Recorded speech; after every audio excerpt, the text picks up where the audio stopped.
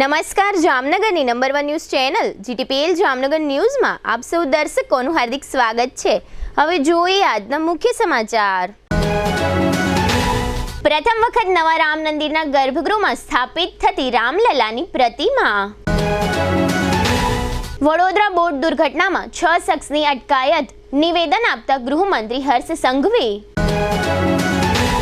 ભારતીય શેરબજારમાં કારોબારી સપ્તાહના અંતિમ દિવસે જોવા મળતું પોઝિટિવ વલણ। જામનગર મહાનગરપાલિકામાં જૂના સેટઅપ પ્રમાણેની જગ્યા ભરો, ત્યારબાદ નવા સેટઅપની ચિંતા કરોની માંગણી કરતા નગરજનો। નિસંતાન દંપતીઓ માટે નવું આધુનિક IVF સેન્ટર શરૂ કરવાની જાહેરાત કરતા જામનગરના જાણીતા ગાયનેકોલોજીસ્ટ ડોક્ટરો। હાલની number 1 news channel GTPL Jamnagar ન્યૂઝના દર્શકો દરરોજ રાત્રે 10 વાગે GTPL કેબલ નેટવર્કની ચેનલ નંબર 984 પર સમાચારો નિહાળી શકે છે।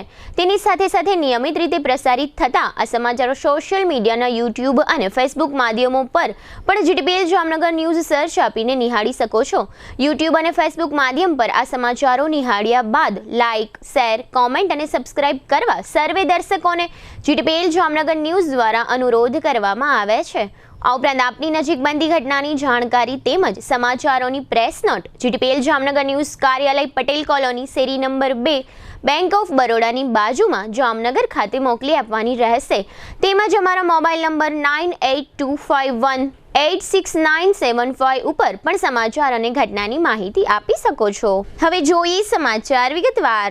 આજે અયોધ્યામાં નવા બનેલા ભવ્ય રામ મંદિરમાં ભગવાન રામલલાની મૂર્તિ સ્થાપિત કરવામાં આવી હતી। પૂજાના સંકલ્પ બાદ રામલલાની નવનિર્મિત મૂર્તિને ગર્ભગૃહમાં સ્થાપિત કરવામાં આવી હતી। આ પછી કારીગરોએ મૂર્તિને આસન પર મૂકી આ પ્રક્રિયામાં 4 કલાક જેટલો સમય લાગ્યો હતો। આ પછી મૂર્તિને અનાજ, ફળ, ઘી અને સુગંધિત પાણીમાં મૂકવામાં આવી હતી। આ સાથે મૂર્તિના ગાંધા દિવસનો પ્રારંભ થયો છે। 22 જાન્યુઆરીના રોજ પ્રતિમાની પ્રાણ પ્રતિષ્ઠા કરવામાં આવશે। શ્રી રામ જન્મભૂમિ તીર્થ ક્ષેત્રના કોષાધ્યક્ષ ગોવિંદ ગિરીજી મહારાજે જણાવ્યું કે પૂજાના સંકલ્પ સાથે ભગવાન ગર્ભગૃહમાં બિરાજમાન થયા છે। ગોવિંદ ગિરીજી મહારાજે જણાવ્યું કે શુભ સમય અનુસાર બપોરે 1:20 કલાકે સૌથી પહેલો સંકલ્પ લેવામાં આવ્યો હતો। તે પછી તમામ પ્રકારના વૈદિક સ્તોત્રો પછી એક બાજુ પૂજા કરવામાં આવી અને બીજી બાજુ ગર્ભગૃહમાં ભગવાનની મૂર્તિ સ્થાપિત કરવામાં આવી। કારણ કે આ બાબત થોડી ટેકનિકલ હતી તેથી થોડો સમય લાગ્યો હતો। વડોદરાના હરણી તળાવમાં ગઈકાલે ગુરુવારે સાંજે મોટી દુર્ઘટના બની હતી। આ તળાવમાં બોટ ડૂબી જતા 13 નાના બાળકો અને 2 શિક્ષિકા એમ કુલ 15 લોકોના મોત થયા બાદ સમગ્ર રાજ્યમાં વધુ એક વખત અરેરાટી વ્યાપી ગઈ છે। આ દુઃખદ બનાવના સમાચાર મળતા પ્રધાનમંત્રી નરેન્દ્ર મોદીએ પણ દુઃખ વ્યક્ત કરી આ બનાવના ભોગ બનેલ પરિવાર સાથે તેઓ છે તેની જાણકારી આપી હતી। આ ઉપરાંત આ બનાવની ગંભીરતા જોઈ મુખ્યમંત્રી ભૂપેન્દ્ર પટેલ અને ગૃહમંત્રી હર્ષ સંઘવી અમદાવાદથી તાત્કાલિક વડોદરાના આ ઘટના સ્થળે પહોંચ્યા હતા। આ બંને મહાનુભાવોએ આ બનાવ કઈ રીતે બન્યો તેની ઉપર છલી વિગતો મેળવી હતી। અત્રે ઉલ્લેખનીય છે કે થોડા મહિનાઓ અગાઉ મોરબીમાં આ પ્રકારની ઘટના બની હતી જેમાં 135 લોકોનો ભોગ લેવાયો હતો।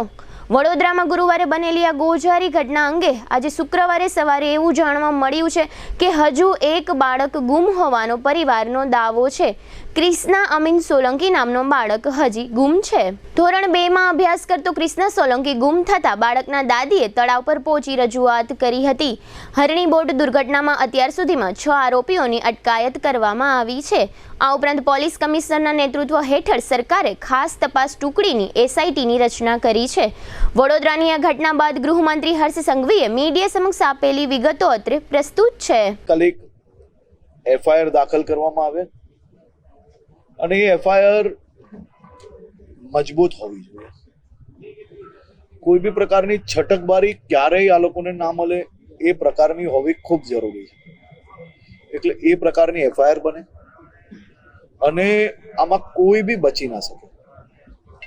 કારણ કે આ બાળકો જેના માતા પિતાએ ગુમાવ્યા છે તેમની માત્ર ને માત્ર એક જ માંગ અને એક જ પ્રાર્થના હોઈ શકે કે આ બાળકોને, ગુનેગારોને કડકમાં કડક સજા થાય અને એ સજા થાય તે માટે વડોદરા પોલીસ દ્વારા આઈપીસી કલમ 304, 308, 114 મુજબ એફઆઈઆર દાખલ કરી લેવામાં આવી છે. 2 આરોપીઓને પકડ્યા છે.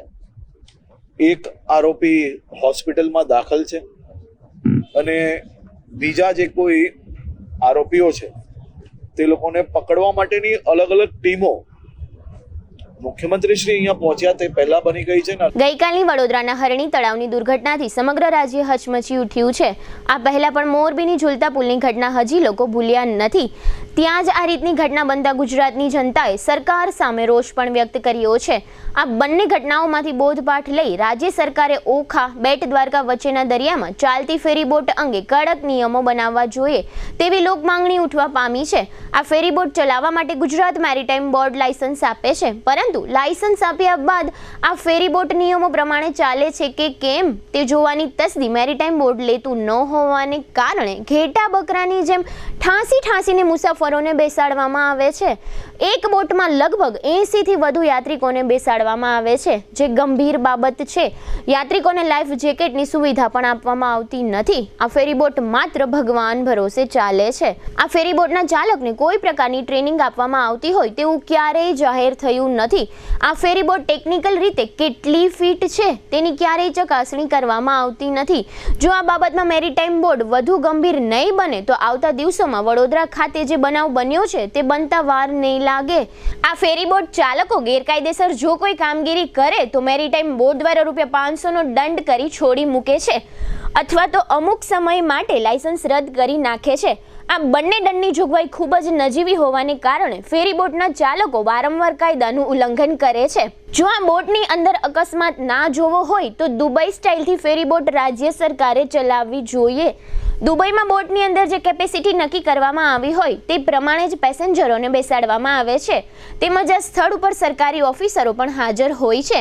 આ ફેરીબોટની ટિકિટના વેચાણ માટે મેરીટાઈમ બોર્ડે પોતાની ટિકિટ બારી શરૂ કરવી જોઈએ અને નિયમ પ્રમાણે પેસેન્જરને બોટમાં બેસાડવા જોઈએ, જેને કારણે અન્ય બોટોના રોટેશન પ્રમાણે વારો આવી જાય.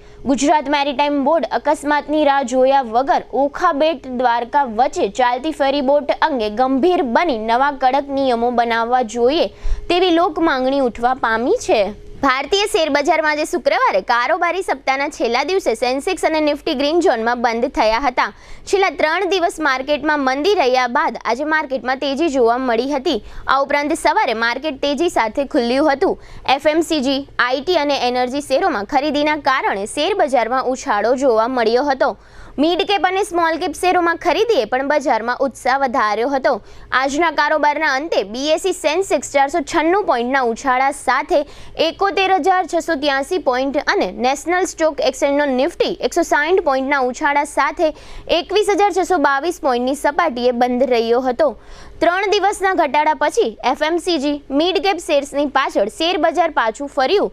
રોકાણકારોની સંપત્તિમાં ₹4 લાખ કરોડનો ઉછાળો થયો હતો. હવે લઈશું નાનકડું વિરામ બાદ જોશું કોર્પોરેશનનું સેટઅપ, મહિલા તબીબોની વિશેષ મુલાકાત અને એસ્ટેટ શાખાની કામગીરી. જોતા રહીશું જામનગરની number 1 news channel GTPL Jamnagar news. જામનગરની જાણીતી ઓસવાડ આયુષ હોસ્પિટલમાં હવે કેન્સરની તમામ સારવાર તથા સર્જરી આયુષ્માન કાર્ડમાં વિનામૂલ્યે થશે. ડોક્ટર દ્વિજલ પટેલ ઓન્કોલોજીસ્ટ અને ડોક્ટર ધરા પંડ્યા ઓન્કો સર્જન ફૂલ ટાઈમ ઓસવાડ આયુષ હોસ્પિટલમાં રહીને કરશે કેન્સરની સંપૂર્ણ સારવાર. કેન્સર વિભાગમાં બ્રેસ્ટ કેન્સર, મોઢા તથા ગળાનું કેન્સર, ફેફસા, ગર્ભાશય, અંડાશય, કિડની, મૂત્રાશય, આંતરડા, લીવર, પિત્તાશય તથા હાડકામાં થતા કેન્સરનું નિદાન તથા સારવાર. આ ઓસવાડ આયુષ હોસ્પિટલમાં કેન્સરના દર્દીઓ માટે કેમોથેરાપી એટલે કે dose, surgery, target therapy, immunotherapy, palliative કેરની ટ્રીટમેન્ટ પણ અહીં ઉપલબ્ધ છે. આ ઉપરાંત હાલારની સૌથી મોટી 172 બેડની હોસ્પિટલમાં 53 ICU bed, 10 emergency bed, 7 operation theatre, 7 full time speciality અને 21 કન્સલ્ટન્ટ ડોક્ટરોની ટીમ ખડે પગે તેમજ દર્દીઓની સેવા અને વ્યવસ્થા માટે 250 થી પણ વધુ સ્ટાફગણ. કેન્સરનું નિદાન તથા સારવાર માટે Oswal Ayush super speciality hospital, 5556 Digvijay plot, Jamnagar.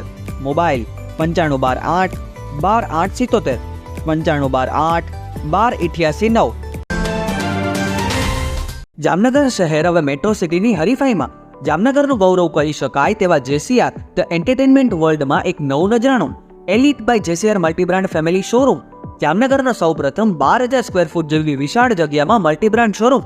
આ ભવ્ય અને દિવ્ય શોરૂમમાં 50થી વધુ ઇન્ટરનેશનલ બ્રાન્ડના રેડીમેડ વસ્ત્રોનો ડિસ્પ્લે, મેન્સવેર, લેડીઝવેર, બોયઝ અને ગર્લ્સના રેડીમેડ કપડામાં વિશાળ રેન્જ, બ્રાન્ડેડ કંપનીમાં Levi's, Spykar, Biba, Rangriti, UCB kids, Blackberry, Park Avenue, Colour Plus, Manyavar, Zillion, Only, Global Republic, Jack and Jones, Mukti, Flying Machine, Being Human, વોય, Basic, Crimson Club, Pepe, Monte Carlo, Deal Jeans, રીકેપ, ફેબલે India, Fab India, રેઝી, બીઇન્ડી, Rookie USA સહિતના branded વસ્ત્રો હાજર સ્ટોકમાં ઉપલબ્ધ. ₹3,999ની ખરીદી ઉપર સિલ્વર કૂપન અને ₹6,999ની ખરીદી ઉપર ગોલ્ડન કૂપન. આ બંને કૂપનનો લાભ 21 જાન્યુઆરી 2024 સુધી જ ઉપલબ્ધ.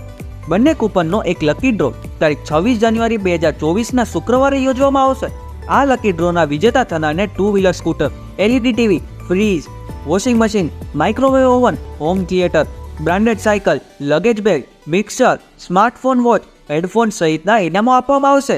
અમારા શોરૂમમાં ઇકોનોમિક અને પ્રીમિયમ રેન્જ પણ જોવા મળશે. આજે જ ધ જેસીઆર એન્ટરટેનમેન્ટ વર્લ્ડ ખાતે પધારી મનોરંજનની સાથે શોપિંગ કરવાનો પણ લાવો મેળવો. Elite by JCR multi brand family showroom, Theba ચોકડી, Jamkhambhaliya highway, Jamnagar. Mobile 999 86 006. Cake તથા બેકરીની ફ્રેશ તાજી પ્રીમિયમ આઇટમો માટે જામનગરમાં લોકપ્રિય બનેલ નામ રાજલક્ષ્મી બેકર્સ, જેમાં આપને birthday cake, marriage cake, engagement cake, anniversary cake મળશે. અનેક ટેસ્ટી ફ્લેવરમાં પેસ્ટ્રી અને કેકને ડેકોરેટ કરતી કીટ મળશે. અમારી લાઈવ બેકરીમાં આપને ગરમા ગરમ puff, samosa, kachori, Chinese roll, burger, hot dog, sandwich વગેરે. ખારીમાં મેથી ખારી, મસાલા ખારી, જીરા ખારી, મીઠી ખારી, પ્લેન ખારી વગેરે. ટોસ્ટમાં કેક ટોસ, પટ્ટી ટોસ, જીરા ટોસ, મિલ્ક ટોસ વગેરે. દાબેલી માટે મોટા પાઉં, પાઉંભાજી માટે નાના પાઉં, મસ્કા પાઉં, ફ્રૂટ પાઉં, સેન્ડવિચ બ્રેડ, આટા બ્રેડ અને પિઝા રોટી. પ્રીમિયમ આઇટમોમાં નાન ખટાઈ, કૂકીઝ વગેરે. દરેક કંપનીના નમકીન, ફરસાણ, biscuit, ice cream, cold drinks, chocolate અને ડ્રાયફ્રૂટ્સ મળશે. કેમિકલ રહિત અને મિનરલ વોટરમાં બનેલ ટેસ્ટફુલ પાણીપુરી. શુભ પ્રસંગે કેકનો ઓર્ડર 24 કલાક અગાઉ નોંધવામાં આવે છે. બર્થડે તથા શુભ પ્રસંગોની ઉજવણી કરો રાજલક્ષ્મી બેકર્સના સથવારે. Rajlakshmi bakers, Kishan Kanaiya apartment, shop number 1234, Limda lane, Jamnagar. Phone 0288 266 1099 અને 267 1749.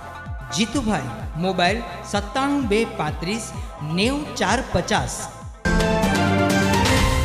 વિરામ બાદ આપ સર્વે દર્શકોનું ફરી સ્વાગત છે. હવે જોઈએ સમાચાર વિગતવાર.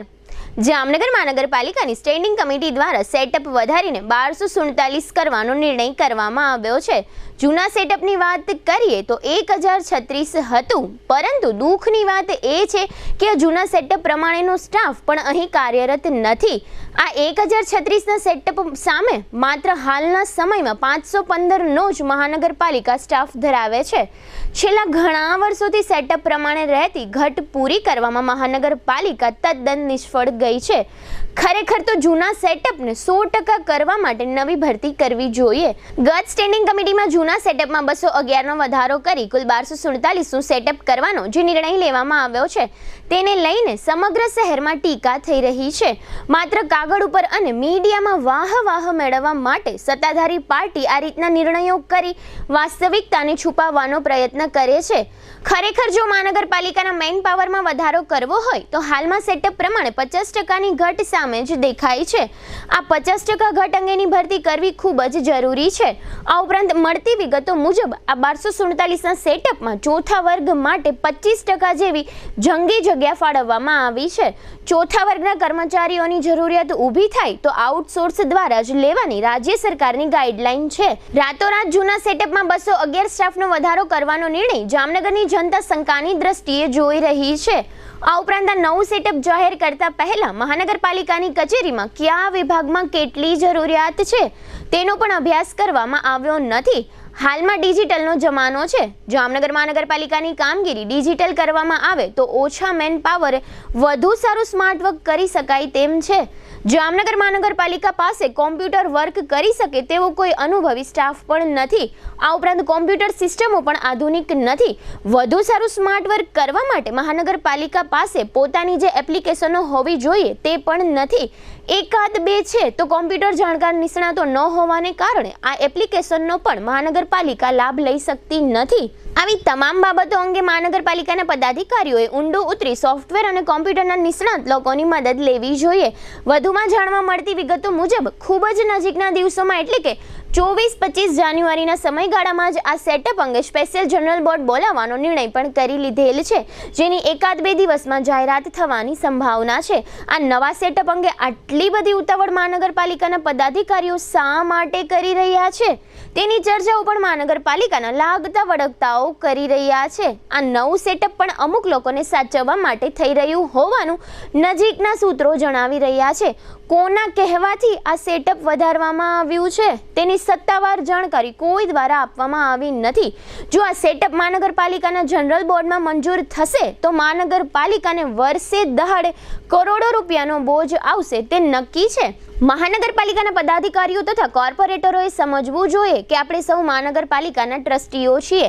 ટ્રસ્ટ એટલે મહાનગરપાલિકાના વિસ્તારની જનતાનો વિશ્વાસ. આ વિશ્વાસ ના તૂટે તે માટે મહાનગરપાલિકાના ટ્રસ્ટીઓએ પોતાના આત્માને પૂછીને જનરલ બોર્ડમાં જ્યારે આ સેટઅપનું બિલ આવે ત્યારે આખરી નિર્ણય કરવો જોઈએ. મહાનગરપાલિકાના પદાધિકારીઓએ ઓછા ખર્ચે વધુ સારું કામ થાય તે બાબતે કાળજી રાખી નિર્ણયો કરવા જોઈએ તેવી જામનગર જનતા દ્વારા લાગણી વ્યક્ત કરવામાં આવી રહી છે. નવા સેટઅપને મંજૂર કરવાને બદલે દરેક વિભાગમાં આધુનિક સોફ્ટવેર સાથેની કોમ્પ્યુટર સિસ્ટમો અને અનુભવી નિષ્ણાત કોમ્પ્યુટર ઓપરેટરોની જગ્યા ભરવામાં આવે તો ઓછા ખર્ચે વધુ સારું જામનગર મહાનગરપાલિકાનું સ્માર્ટ વર્ક થઈ શકે તેમ છે તેવું જાણકાર લોકોનું માનવું છે. જામનગર મહાનગરપાલિકામાંથી 1981માં જામનગર મહાનગરપાલિકાના અસ્તિત્વમાં આવ્યું છે. આજે મહાનગરપાલિકાને 45 વર્ષ જેવો સમયગાળો થઈ ગયો છે. છતાં જામનગરની જનતાને મહાનગરપાલિકાની જે ફેસિલિટી મળવી જોઈએ તે નથી મળતી તે એક વાસ્તવિકતા છે. હજુ જામનગર મહાનગરપાલિકા સામાન્ય નગરપાલિકા જેવું જ કામ કરતું હોય તેવો દરેક લોકોને અહેસાસ થાય છે. ઘણાની સંતાન દંપતીઓ બાળક જંગતા હોય છે પરંતુ તેઓની માતા પિતા બનવાની તમન્ના આડે અવરોધો આવતા હોય છે. જોકે હાલના જમાનામાં વિજ્ઞાનનો વિકાસ થયો હોય IVF એટલે કે ટેસ્ટ ટ્યુબ બેબી પદ્ધતિ મારફત આ પ્રકારના નિસંતાન દંપતીઓ માતા પિતા બની શકે છે. જામનગરમાં આવું વધુ એક આધુનિક IVF સેન્ટર શરૂ થવા જઈ રહ્યું છે. તેની માહિતી લોકો સુધી પહોંચાડવા માટે ગઈકાલે ગુરુવારે સુમેર ક્લબ ખાતે એક પત્રકાર પરિષદનું આયોજન કરવામાં આવ્યું હતું. GTPL જામનગર ન્યૂઝના મેનેજિંગ એડિટર જેસભાઈ રૂપારેલિયાએ પત્રકાર પરિષદ બાદ શહેરના જાણીતા ગાયનેકોલોજિસ્ટ એવા 4 મહિલા તબીબોની વિશેષ મુલાકાત લીધી હતી. આ મુલાકાતમાં તબીબોએ જણાવ્યું હતું કે સામાન્ય રીતે 30 વર્ષથી વધુ વયના નિસંતાન દંપતીઓ માટે સંતાન મેળવવા IVF પદ્ધતિ અસરકારક સારવાર છે. જામનગરમાં 21 જાન્યુઆરીથી શરૂ થઈ રહેલા કેન્ડોર નામના આ IVF સેન્ટરમાં આ પ્રકારના નિસંતાન દંપતીઓ વ્યાજબી ખર્ચથી સારવાર પ્રાપ્ત કરી શકે તે પ્રકારનું આયોજન કરવામાં આવ્યું છે. આ ઉદ્ઘાટન પ્રસંગે અનુપમા સિરિયલના અભિનેત્રી અલ્પનાબેન બુચ કે જેઓ સિરિયલમાં લીલાબાનું લોકપ્રિય પાત્ર ભજવી રહ્યા છે તેઓ ઉપસ્થિત રહેશે. ડોક્ટર દીપક ભગદે, ડોક્ટર દીપ્તિ વ્યાસ, ડોક્ટર નીતા માંઢાઈ સાતા, ડોક્ટર દીપલ ભાલોડિયા અને ડોક્ટર નિર્ઝરીની મહેતા તેમજ ડોક્ટર આનંદ ભગદે વગેરે દ્વારા આ કેન્ડોર IVF સેન્ટર બનાવવામાં આવ્યું છે જેનું ઉદ્ઘાટન રવિવારે થશે. આ centre Sumer club ST road પર બેંક ઓફ બરોડાના પાછળના ભાગમાં આવેલી અવધ નામની ઇમારતમાં બનાવવામાં આવ્યું છે. આ સેન્ટર આધુનિક અને વિશાળ સેટઅપ ધરાવે છે અને તેમાં આ બધા નિષ્ણાત તબીબો ઉપલબ્ધ રહેશે. GTPL જામનગર ન્યૂઝના મેનેજિંગ એડિટર જેસભાઈ રૂપારેલિયા સાથે આ નિષ્ણાત મહિલા તબીબોએ IVF સંબંધિત કરેલી વિસ્તૃત વાતચીતના મુખ્ય અંશો અત્રે પ્રસ્તુત છે. GTPL જામનગર ન્યૂઝમાં તમામ દર્શકોનું સ્વાગત છે.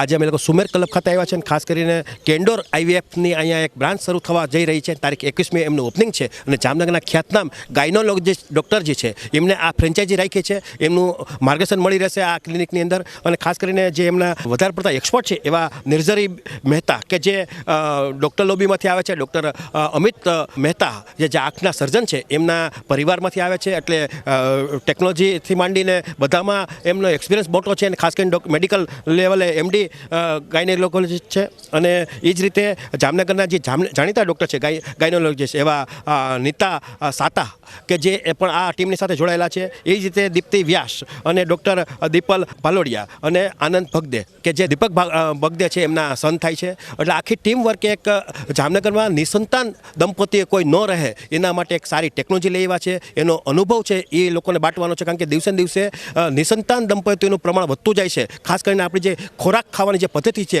એને અને ખાસ કરીને જે મેરેજનો જે પીરિયડ હોય છે એ લાંબા સમયે લોકો અત્યારના સમયમાં મેરેજ કરે છે. 25-30 વર્ષ પછી પોતાની રીતે પગભર થાય કે પોતાની કાંઈક ડિગ્રી આવે પછી એ લોકો મેરેજ કરવા નીકળે છે. અને મેરેજ કર્યા પછી પણ સંતાન માટેની જે વાત આવે છે એમાં પણ થોડુંક મોઢું ફેરવી 2-3-4 વર્ષનો પીરિયડ કાઢી રાખે છે. એટલે એ રીતે ભવિષ્યમાં જ્યારે સંતાન પ્રાપ્ત કરવાની વાત આવે છે ત્યારે લોકનિકલી નાની મોટી વિજ્ઞાન એમાં એક કારણભૂત બને છે. એને કારણે પણ આ રીતનો એક રેશિયો વધ્યો છે. એટલા માટે થઈ જામનગરના જાગૃત ડૉક્ટરોએ આ બાબતની એક મુવમેન્ટ ઉપાડી છે. અને ખાસ કરીને IVF એટલે એક વિજ્ઞાન ટેકનોલોજી છે, એમાં કોઈ બીજી કોઈ વાત નથી, પણ એ સારો મેસેજ જાય એટલા માટે આજે જામનગરની અંદર સુમેર ક્લબ રોડ ખાતે સુમેર ક્લબની અંદર એક પ્રેસ કોન્ફરન્સનું આયોજન કરવામાં આવ્યું હતું. પત્રકારોને માહિતી આપવામાં આવી હતી. તો આપણી સાથે ડૉક્ટર નિર્ઝરી મહેતા છે જે OPD કરશે. જે પ્રથમ વખત જ્યારે પેશન્ટને બતાવવાની વાત આવશે, નિસંતાન દંપતીઓ જ્યારે એને મળવા આવશે ત્યારે પ્રથમ એમના સંપર્કમાં રહેવાનું રહેશે. તો નિર્ઝરીની મહેતા આપણી સાથે જોડાયેલ છે. બેન, આની અંદર કઈ રીતને IVF એટલે શું છે પહેલાં તો લોકોને એ ખ્યાલ નથી.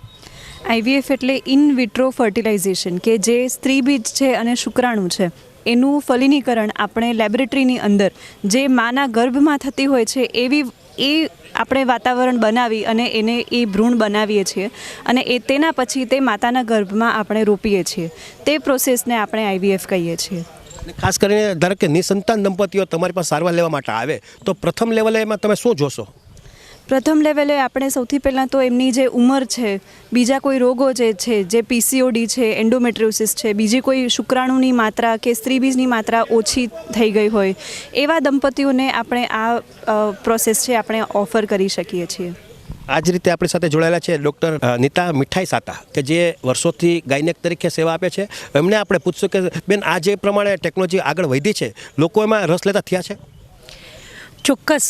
હવે આમ જોઈએ તો ઘણું બધું સોશિયલ મીડિયા, ઘણા બધા લોકો ગૂગલ સર્ફ કરીને IVF વિશે ઘણું બધી જાણકારી મેળવીને અમારી પાસે આવતા હોય છે. ઘણા બધા દર્દીઓને એ પણ પોતાને ખ્યાલ હોય છે કે મને ઓલરેડી PCOD છે મેડમ, એટલે મને જો ગર્ભ ઝડપથી ન રહે તો મેડમ મારે IVF કરાવવું છે, આપ કરી આપશો? એટલે આ જાણકારીઓ એજ્યુકેટેડ વ્યક્તિઓમાં તો ચોક્કસ આવી ગઈ છે, પણ હજુ પણ આ જાણકારીની જરૂર ઘણા બધા ગામડાના દર્દીઓને અમારે ચોક્કસ આપવી પડે છે, એવું પણ થાય છે. અને ખાસ કરીને IVFમાં આવ્યા પછી તો એ લોકોને એમ લાગે છે કે ખર્ચો વધારે હોય છે, તો ખર્ચાનું પ્રમાણ કંઈ માપ ખરું? IVFની ટ્રીટમેન્ટ ચોક્કસ થોડી વધારે ખર્ચાળ નોર્મલ ટ્રીટમેન્ટ કરતાં તો થાય જ છે, પણ અહીંયા અમારો ચોક્કસ સહિયારો પ્રયાસ એવો રહેશે કે અમે આ IVFની સારવાર મિનિમમ ખર્ચા સાથે આપી શકીએ. બેઝિકલી IVFની સારવારમાં દર્દીના બીજ બનાવવાની પ્રક્રિયા, પછી બીજના પૃથક્કરણની પ્રક્રિયા અને પછી બીજના ફલિનીકરણ અને એમાંથી સારો ગર્ભ શોધીને મૂકવાની પ્રક્રિયા, આ બધી પ્રોસેસ ખૂબ જ લાંબી છે. તેમાં ઘણા બધા એડવાન્સ ટેકનોલોજીવાળા સાધનોની જરૂર પડે છે.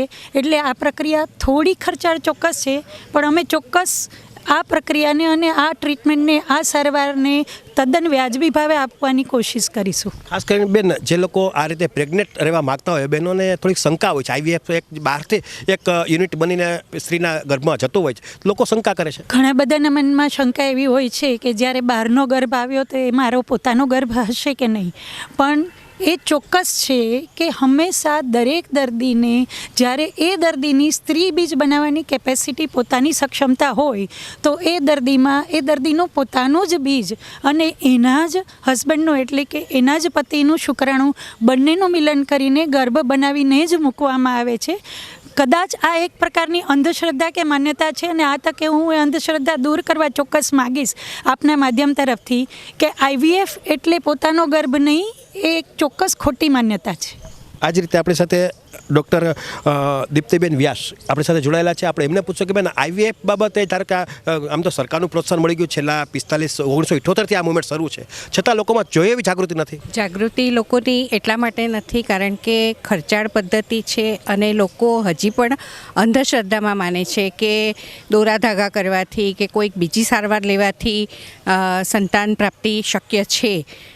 એવા ચમત્કારો ક્યારેક બનતા પણ હોય છે, પરંતુ જ્યારે મોડી ઉંમરે એ લોકો નક્કી કરે કે હવે અમારે આઈવીએફ કરવું છે ત્યારે આઈવીએફના પોતાના રિઝલ્ટ પણ ઘટી જતા હોય છે. એટલે જો જે કિસ્સામાં યોગ્ય હોય કે આ દર્દીને આઈવીએફની જરૂર છે અને એનું જો નિદાન અને સારવાર જો એની નાની ઉંમરમાં કરવામાં આવે તો આઈવીએફમાં પણ સફળતા મળવાની શક્યતા વધી જાય છે. એટલે દર્દીને કયા પ્રકારની જરૂર છે એ નિદાન સમયસર થાય તો એને જરૂરથી ફાયદો થઈ શકે. આઈવીએફની ટેકનોલોજી અપનાવ્યા પછી અથવા કુદરતી રીતે જે પ્રેગ્નેન્ટ થાય છે એમાંનામાં બહુ કંઈ ખાસો ડિફરન્સ છે? બાળક કુદરતી રીતે થાય કે આઈવીએફથી થાય, બંને કિસ્સાની અંદર કસુવાવડના, કોઈક વખત અધૂરા માસે સુવાવડના જે કોઈ પણ કિસ્સા બનતા હોય છે અથવા તો ખામીવાળા બાળકો જન્મવાના, તો એ બંને ઇક્વલ છે. એટલે આઈવીએફના કારણે ખામીવાળું બાળક જન્મે, આઈવીએફના કારણે કસુવાવડ વધી જાય કે આઈવીએફના કારણે એબોર્શન થઈ જાય, એ બધી શક્યતાઓ બંને કિસ્સામાં લગભગ સરખી છે. જે પ્રમાણે મુવમેન્ટ લઈને આવ્યા છો, લોકોમાં જાગૃતિ આવશે પછી ધારો કે અહીંયા જે પેશન્ટ આવશે એને પ્રથમ લેવલે શું કરવું પડશે?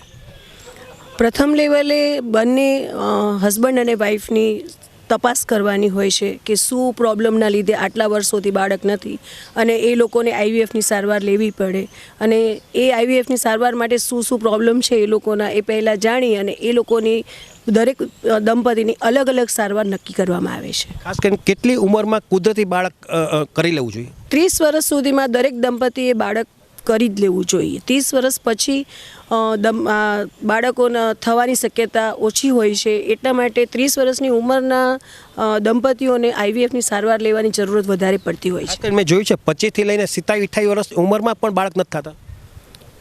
25 થી 27 વર્ષની ઉંમરમાં બાળક થવામાં તકલીફ પડે તો એની સારવાર આઈવીએફ વગર દવાથી પણ મોટે ભાગે શક્ય થતી હોય છે. સિવાય કે કોઈ ફેલોપિયન ટ્યુબમાં તકલીફ હોય, શુક્રાણુમાં વધારે પડતી તકલીફ હોય તો એવા લોકોને આઈવીએફની સારવારની જરૂર પડે. નહીંતર મોટા ભાગે 30થી નીચેની ઉંમરમાં આપણે દવાથી અને ઇન્જેક્શન પદ્ધતિથી આઈયુઆઈથી પણ સારવાર કરી શકીએ છીએ. બેન, કેટલા સમયના ઉંમરના દંપતી હોય કે આઈવીએફનો ઉપયોગ કરી શકે અથવા તેનો લાભ લઈ શકે? સામાન્ય રીતે જેમ ડૉક્ટર દીપલબેને કહ્યું એમ 30 વર્ષથી ઉંમરની ઉપરના દર્દીને જ અમે સામાન્ય રીતે આઈવીએફની સારવારની સલાહ આપતા હોઈએ છીએ.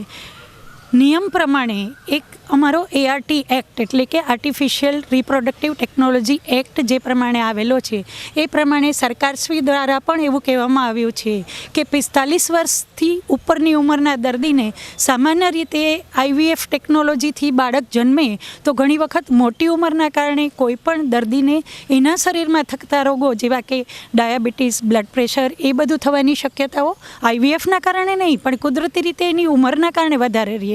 તો એવા કિસ્સાઓમાં ઘણી વખત પ્રેગ્નન્સી જોખમી થતી હોય છે. એટલે અમારી એક ખાસ સલાહ છે કે જ્યારે કોઈ દર્દીને બાળક નથી થતું તો જેમ ડૉક્ટર દીપ્તિ મેડમે કહ્યું એમ વહેલામાં વહેલી તકે ગાયનેકોલોજીસ્ટનો સંપર્ક કરી એને કઈ પ્રકારની ઇન્ફર્ટિલિટીની ટ્રીટમેન્ટની જરૂર છે એ નક્કી કરી અને એ ટ્રીટમેન્ટ વેળાસર કરાવી લેવી જોઈએ. આ રીતે તમે જોયું કે આ બધા હતા સિનિયર ડૉક્ટરો છે અને ખાસ કરીને આઈવીએફની વાત કરે કારણ કે સમય સાથે એ લોકો તાલ મિલાવે છે.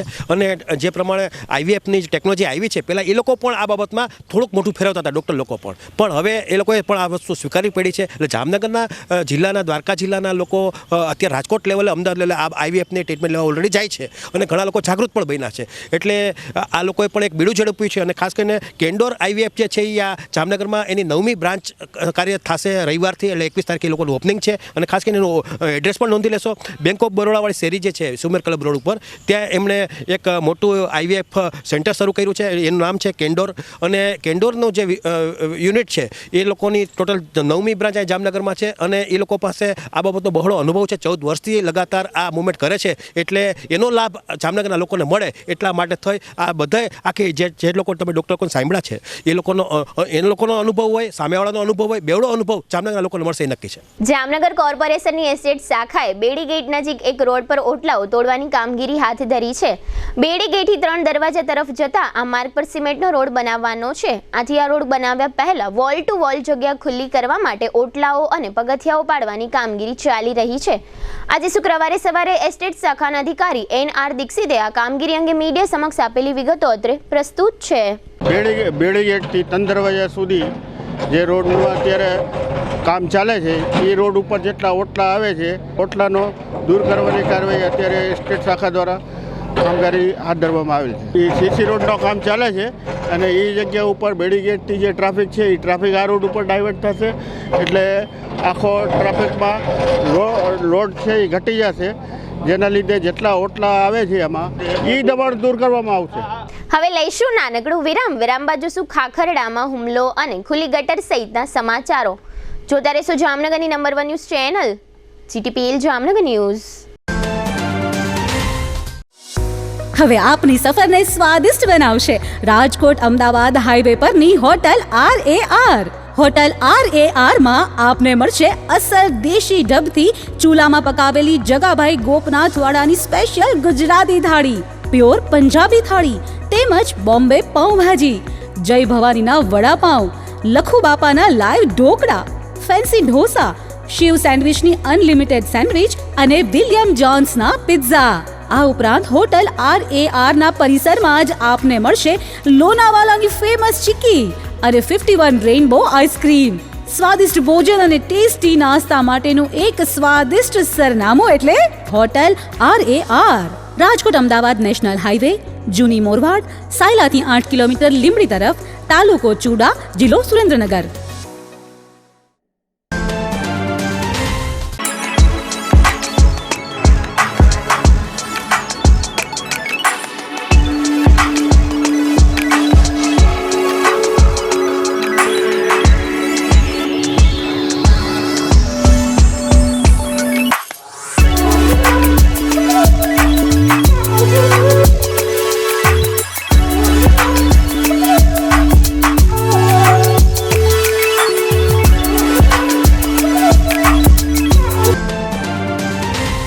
વિરામ બાદ આપ સર્વે દર્શકોનું ફરી સ્વાગત છે. હવે જોઈએ સમાચાર વિગતવાર. દેવભૂમિ દ્વારકા જિલ્લામાં હુમલાનો એક બનાવ બન્યો હોવાનું જાણવા મળ્યું છે. દ્વારકા જિલ્લાના કલ્યાણપુર તાલુકાના ખાખરડા ગામના ભૂપતસિંહ જાડેજા નામના યુવક પર હુમલો થયો હતો. હુમલાખોરોની સંખ્યા 3 હોવાનું કહેવાય છે. ઈજાગ્રસ્તના જણાવ્યા પ્રમાણે હુમલાખોરોએ પાઇપ જેવા હથિયારો વડે હુમલો કર્યો હતો. આ ઈજાગ્રસ્તને તાકીદની સારવાર માટે ખંભાળિયાની સરકારી હોસ્પિટલમાં ખસેડવામાં આવેલ છે. આ બનાવની જાણ થતાં કલ્યાણપુર તાલુકા પોલીસે મામલાની તપાસ હાથ ધરી છે. જામનગરમાં સત્યસાઈ સ્કૂલ તરફ જતા માર્ગ પર ભૂગર્ભ ગટરનું એક ઢાંકણું ગુમ છે. એમ કહેવાય છે કે ઘણા સમયથી આ સ્થિતિ હોવાને કારણે અહીં અકસ્માતના બનાવ બનતા હતા. આ પ્રકારના બનાવો ટાળવા આ વિસ્તારના લોકોએ આ જગ્યાએ નાની ડાળી અને કોથળી કાપડ જેવી ચીજો અહીં રાખી દીધી છે, જેથી અકસ્માતનો બનાવ નિવારી શકાય. આ પ્રકારની સ્થિતિ ઘણા દિવસોથી હોવા છતાં આ વોર્ડના જવાબદારોના ધ્યાનમાં શા માટે નહીં આવ્યું હોય એવો પ્રશ્ન લોકોમાં પૂછાઈ રહ્યો છે. જામનગરમાં વિરમભાઈ ગઢવી નામના એક વ્યક્તિ ખરીદી કર્યા પછી ઓટો રિક્ષામાં કિંમતી સામાન ભૂલી ગયા હતા. આ અંગેની જાણ થતાં પોલીસ કમાન્ડ એન્ડ કંટ્રોલ રૂમના PSI PP જાડેજા તથા સ્ટાફના રાધેશ્યામ અગ્રાવત વગેરે CCTVની મદદથી આ રિક્ષા તથા રિક્ષા ચાલકને શોધી કાઢવામાં આવ્યા હતા અને ગણતરીની કલાકોમાં જ વિરમભાઈ ગઢવીને પોતાના કિંમતી સામાનની થેલી પરત કરવામાં આવી હતી એવું કમાન્ડ એન્ડ કંટ્રોલ રૂમ જણાવે છે. ગોરખપુર જિલ્લાના બરહાલગંજ સ્થિત બાગેશ્વર ધામમાં મહારાજ પંડિત ધીરેન્દ્ર કૃષ્ણ શાસ્ત્રીના દેવી દરબારમાં ગુરુવારે નાસભાગ મચી ગઈ હતી. ભીડને કાબૂમાં લેવા માટે પોલીસે લાઠીનો ઉપયોગ કરવો પડ્યો હતો.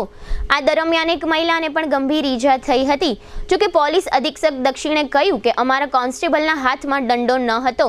જ્યારે વિડીયોમાં પોલીસના હાથમાં દંડો જોવા મળે છે. પંડિત ધીરેન્દ્ર કૃષ્ણ શાસ્ત્રીના વારંવારના આગ્રહ બાદ ભીડને કાબૂમાં લેવામાં આવી હતી. બરહાલગંજ કથા સ્થળ પર એકઠી થયેલી ભીડને નિયંત્રિત કરવામાં પોલીસની નિષ્ફળતા જોઈને વહીવટી તંત્રે ધીરેન્દ્ર કૃષ્ણ શાસ્ત્રીને વારંવાર દિવ્ય દરબાર સમાપ્ત કરવા વિનંતી કરી, જેના કારણે દિવ્ય દરબારનો સમય પહેલા અંત લાવવો પડ્યો હતો. તારીખ 22મી જાન્યુઆરીએ અયોધ્યામાં શ્રી રામ જન્મભૂમિ પર નિર્મિત શ્રી રામ મંદિરનો પ્રાણ પ્રતિષ્ઠા મહોત્સવ થઈ રહ્યો છે. આ દિવ્ય પ્રાણ પ્રતિષ્ઠા મહોત્સવમાં વડાપ્રધાન નરેન્દ્ર મોદી ખાસ હાજરી આપશે. તારીખ 22 જાન્યુઆરીએ ઐતિહાસિક કાર્યક્રમમાં આમંત્રિત મહેમાનો જ ભાગ લઈ શકશે તેવું રામ જન્મભૂમિ ટ્રસ્ટ દ્વારા જણાવવામાં આવ્યું છે. જો સમગ્ર ભારતની જનતા આ દિવસે ઉમટી પડે તો સ્થાનિક તંત્ર માટે અવ્યવસ્થા સર્જાય તેવી ભીતિ છે. આ માટે રામ જન્મભૂમિ ટ્રસ્ટ દ્વારા અમુક સિલેક્ટેડ આગેવાનો અને મહાનુભાવોને આમંત્રણ પાઠવવામાં આવ્યું છે. જામનગર ખાતે વિશ્વ હિન્દુ પરિષદ સૌરાષ્ટ્ર કચ્છ પ્રાંતના અધ્યક્ષ ભરતભાઈ મોદીને તથા તેમના પુત્ર રાહુલભાઈને રામ જન્મભૂમિ ટ્રસ્ટ દ્વારા આમંત્રણ પાઠવવામાં આવ્યું છે. ભરતભાઈ મોદી વિશ્વ હિન્દુ પરિષદ સાથે છેલ્લા 30 વર્ષથી જોડાયેલા છે. તેઓ અયોધ્યા રામ મંદિર નિર્માણ માટેના આંદોલનકારી કારસેવક તરીકે પણ તેઓએ જે તે સમયે ભાગ લીધો હતો, જેના ભાગરૂપે આજે શુક્રવારે બપોરે અયોધ્યા ખાતેના કાર્યક્રમમાં હાજરી આપે તે માટે ભરતભાઈ મોદીને વિદાયનો એક કાર્યક્રમ યોજવામાં આવ્યો હતો. આ વિદાય કાર્યક્રમમાં વિવિધ ક્ષેત્રના આગેવાનોએ ભરતભાઈ મોદીને શુભેચ્છા આપી વિદાય કર્યા હતા. આવતીકાલે સવારે અમદાવાદથી સીધી અયોધ્યાની ફ્લાઇટમાં ભરતભાઈ મોદી અયોધ્યા પહોંચશે. ત્યાં તેઓ શ્રીરામ મંદિરના પ્રાણ પ્રતિષ્ઠા મહોત્સવ કાર્યક્રમના સાક્ષી બની ધન્યતા અનુભવશે. વિદાય આપવાના સમયે દ્વારકાદાસભાઈ રાયચુરા મોટાભાઈ, RSSના વ્રજલાલ પાઠક તેમજ GTPL જામનગર ન્યૂઝના મેનેજિંગ એડિટર જયેશભાઈ રૂપારેલિયા સહિતના આગેવાનો ખાસ ઉપસ્થિત રહી ભરતભાઈ મોદીને શુભેચ્છા પાઠવી હતી. આ અંગે RSSના પાઠકે GTPL જામનગર ન્યૂઝને વધુ વિગતો આપી હતી, જે અત્રે પ્રસ્તુત છે. મારી સાથે છે અત્યારે ભરતભાઈ મોદી. તેઓ શ્રી સૌરાષ્ટ્ર પ્રાંત એટલે કે વિશ્વ હિન્દુ પરિષદ છે એનો સૌરાષ્ટ્ર પ્રાંત બનેલો છે. એની અંદર કચ્છ અને સૌરાષ્ટ્ર બંને આવી જતા હોય છે. રામ જન્મભૂમિ તીર્થક્ષેત્ર એટલે અયોધ્યાની અંદર જે મંદિરનું નિર્માણ થઈ રહ્યું છે એની અંદર વિશ્વ હિન્દુ પરિષદ વતી ભરતભાઈ મોદી તેઓ પ્રતિનિધિત્વ તરીકે એમને અયોધ્યાથી રામ જન્મભૂમિ તીર્થક્ષેત્ર તરફથી આમંત્રણ આવેલું છે. તેઓને પ્રત્યક્ષ આમંત્રણને સ્વીકારી અત્યારે આજ રોજ તેઓ કર્ણાવતી એટલે કે અમદાવાદ જઈ રહ્યા છે અને આવતીકાલે તેઓ અયોધ્યા જવા માટે નીકળશે. 22મી તારીખે પ્રાણ પ્રતિષ્ઠા મહોત્સવ એટલે કે રામચંદ્ર ભગવાનજીનું નવું મંદિરનું જે નિર્માણ થઈ રહ્યું છે એ કાર્યની અંદર સૌરાષ્ટ્રમાંથી વિશ્વ હિન્દુ પરિષદના અધ્યક્ષ છે ભરતભાઈ મોદીને આમંત્રિત કરેલા છે. તેઓ શ્રી પ્રત્યક્ષ એ કાર્યક્રમમાં હાજરી આપવા માટે જઈ રહ્યા છે, જે આપણા સમાજ માટે ખૂબ ગૌરવની વાત છે. જામનગર શહેર માટે અને સમાજ માટે એક ખૂબ આનંદની લાગણી અનુભવે છે. નગરની વિવિધ સંસ્થાઓ, વિવિધ કાર્યકર્તાઓ, સમાજના લોકો, શ્રેષ્ઠીઓ અત્યારે આવી અને ભરતભાઈ મોદીને શુભેચ્છા આપેલી છે કે જે કામ માટે તેઓ જઈ રહ્યા છે એ કામ ખૂબ આનંદથી, વૈભવથી અને સુખ શાંતિથી પૂર્ણ થાય અને રામલલ્લાનું છે મંદિર જે નિર્માણ થઈ રહ્યું છે એનો શુભ સંદેશો આખા ભારતને અને વિશ્વને મળે એ અપેક્ષા સહ ભારત માતા કી જય. હવે લઈશું નાનકડું વિરામ, ફરી મળીશું વિરામ બાદ. જોતા રહેશો જામનગરની number 1 news channel GTPL Jamnagar news.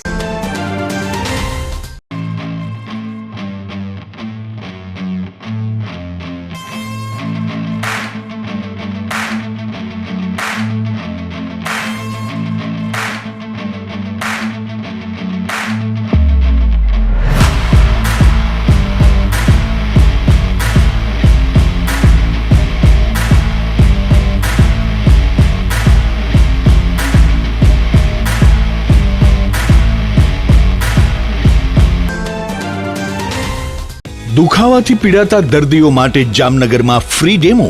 નમ્રતા વેલનેસ સેન્ટર. ચાલો અપનાવીએ નવીન એક્યુ પલ્સ ટેકનોલોજી, જે લોહીનું પરિભ્રમણ સુધારે, તમારા સ્નાયુઓને શક્તિ આપે, તમારા શરીરને જોમ આપે.